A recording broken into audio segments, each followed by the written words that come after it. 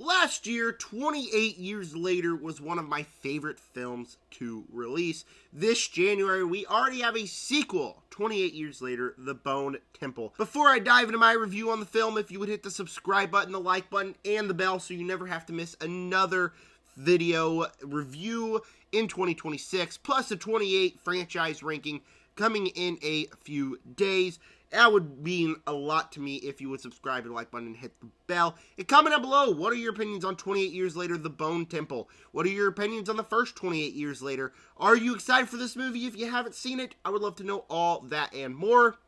Before we dive into the movie, let's talk about a story time, shall we? I go to a 7:30 p.m. showing of this movie. I sit down, and for about half an hour, I have this really bad feeling inside of my gut.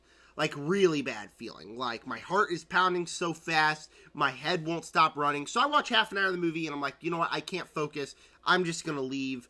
I don't know what's going on. So I walk out of the theater, and I go outside to my car to find out my car got broken into. Yeah, so the bad feeling I had was telling me that the car got broken into. I go outside, my trunk is popped open, everything's scattered on the ground. I don't know why they didn't break into my front seat or my passenger seat or the back seat. It was just the trunk. I didn't have anything valuable in there. Nothing was stolen, thank God. But, like, someone broke into my car. Crazy. And so that bad feeling I had might have just saved me from losing my car. So, lucky for that. So, I dealt with that, and then I drove half an hour away to a different theater to watch this movie. All that said, that was just a bad night. I've been having a rough week. I might not be in the best headspace for this movie, and I intend on talking or going to go see it again this next week, trying to get myself in a better headspace. But with that said, there are 100 things I loved about this movie. I also kind of left pretty disappointed in the film itself. So, starting with the positives, the cast obviously is great. Jack O'Connell is the best performance in this movie. He is such a good villain. I rewatched Sinners yesterday. He's great in Sinners. He is fantastic in this movie. He is scary. Every time that the Jimmies were on screen, I was on the edge of my seat and genuinely scared. Like, it elicited a reaction from me. I genuinely felt tension ever from the beginning of the movie, and it never quite goes away because these Jimmies are just so scary. Led by, obviously, Jack O'Connell, who gives a phenomenal performance. Same thing with Ralph Fiennes. Obviously, he was a big standout in that first movie. He gets more screen time in the sequel, and I think he is good in this movie as well. The zombie action isn't as prominent, but when there is zombie action, it's obviously gory as all hell. What they do with Samson, I thought was just a really unique direction to bring this franchise, and I'm excited to see where they go from there. I kind of like the direction that they are heading in with this new trilogy. And like I said, it's gory. It's incredibly gory. There are sequences that made me want to throw up, that were incredibly hard to watch. Again, like I said, there was tension throughout the entire movie with the Jimmies, but what they do, probably about half an hour into the movie, is just so unsettling and, like, leaves you with this gut-wrenching feeling that never goes away throughout the entire movie. And again, that kind of comes back to Jack O'Connell's performance, where literally he is talking to somebody in just a normal tone, and he'll all of a sudden say, oh yeah, okay, I'm gonna kill you now, and then all hell ensues. So again, that all laces back to his performance and how terrifying these Jimmies are. It's a beautifully shot movie. The score is obviously really good. It has a lot of the positives from that first movie that I think really work inside of here as well and kind of just extends the franchise. There are a lot of things I want to say without diving into spoilers. It's a hard movie to talk about without spoilers, and maybe when I see it again, maybe I'll do another review, a spoiler review, where I talk about the film itself. But so far right now, I love the cast. It's very gruesome. The zombie action is a lot of fun, and overall, it's a movie that extends this world, and it's entertaining enough. I liked it enough. Again, I think I wasn't quite in the right headspace, and I am just trying to find a day to go back to the theater to watch this movie. But as of now, there are things I loved about this movie that kind of all got lost in the third act. This is a movie that I'm watching it and I'm thinking that people who don't like the ending of 28 Years Later are going to hate this ending, and then everybody loves this ending.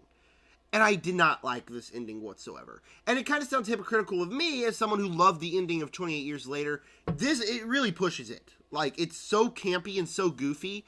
And again, very hard to discuss without talking about spoilers. But I did not enjoy this ending really whatsoever. Like, having what happens happen is one thing. But rushing through a lot of things that happen in 20 minutes is another thing. In that time, we get closure, we get big, grand emotions, we get, again, I'm trying not to talk about spoilers, but we get, character moments that are very important, and I didn't feel anything because it was like, okay, it's here, and then it's done, and then all of a sudden the movie's over. It rushes through a lot of things, and is also incredibly campy, where I watched the end of 28 Years Later, and it's so campy, but it works because it's just the final 3 minutes of that movie. It's 3 minutes, and then everything's back to normal. And it introduces the Jimmies, who are, like, incredibly scary in this movie. But this one, like, the final grand finale 30 minutes is just so campy and so goofy, and where it's supposed to have closure in these character moments, I didn't feel anything. I just felt like it was rushed, and was like, okay, what are we doing here? Like, something that also worked so well about 28 Years Later is that it sets up a sequel. And this movie just has one scene, and granted, fans of this franchise will be like, oh! I was not like that, because at that point in the third act, the movie kind of lost me. But, like, it was cool. That's all I'm going to say. But, It didn't set up a sequel. I have no idea where the ending of this franchise is going. I'd imagine that they're going to go some direction with what they do with Samson, the zombie, and they're going to head down that direction. But I really don't quite know where this franchise is going, and it just feels like the movie wanted to end so quickly. We rushed through all of these intense character moments to where, I'm not going to say who, but there is a major character death in the end of the movie, and I didn't feel anything. There was nothing to feel. Like, they're gone, and I was like, oh, okay.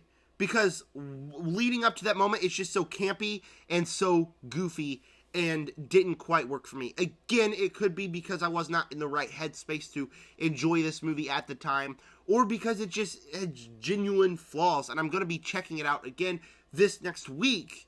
But that third act really, really lost me. Another problem I have is with Alfie Williams' character as Spike. He had such a great arc in that first movie. He was one of my favorite performances of last year in general. And what they do with his character in this movie is be the scared kid like, oh, I don't want to work, I don't want to be in the Jimmies anymore. Save me, save me. Nothing really to do for Alfie Williams. He was just kind of there. And I feel like they had potential to do something really interesting with his character. I think something really interesting that they could have done is maybe where, he leaves at the end of 28 Years Later. He leaves his town to go out into this world, and, he joins the Jimmies. And I think they could have had a little interesting contrast there with, does he want to work for the Jimmies and be this guy who is just brutally murdering people, or does he not? And I feel like there could have been that interesting contrast. Instead, he's just a scared little kid. And, he's a scared little boy. That's the most they do with his character, and he felt kind of wasted in this movie. And that was another big problem, because his arc didn't really fulfill at all. So I have plenty of issues with this movie, and overall, a movie I'm seeing a lot of people gush about just kind of confuses me, because everybody hated the ending of 28 Years Later. Why are we loving the ending of The Bone Temple when it just really pushes the movie? So, like I said several times on this video, I intend on rewatching the movie. This was kind of more of a just first reaction. I'm possibly going to have a spoiler review if I have anything else to say once I check out the movie again. But for now, 28 Years Later, The Bone Temple left me disappointed in a movie where I'm seeing a lot of people love it, and I'm just like, oh, okay. yeah, that was fine. I mean, it was a good movie, but it has plenty of issues and did not live up to the hype of 28 Years Later. Before I give you my final score of The Bone Temple, if you would subscribe, hit the like button, hit the bell, and comment down below what are your opinions on 28 Years Later, The Bone Temple. If you haven't seen it, what are your opinions on the first 28 Years Later? If you haven't seen any of them, are you excited to check out those movies? And with that said, 28 Years Later, The Bone Temple has several things to love about it. Jack O'Connell is awesome. It's brutal and extends the world. But overall, the third act completely fell flat for me, rushed over several things, and Alfie Williams' character just seems to be wasted. So, 28 Years Later, The Bone Temple is going to have to get a B from me. Alright, thank you guys for clicking on this review. Stay tuned for the 28 franchise ranking updated coming very soon. With that said, subscribe.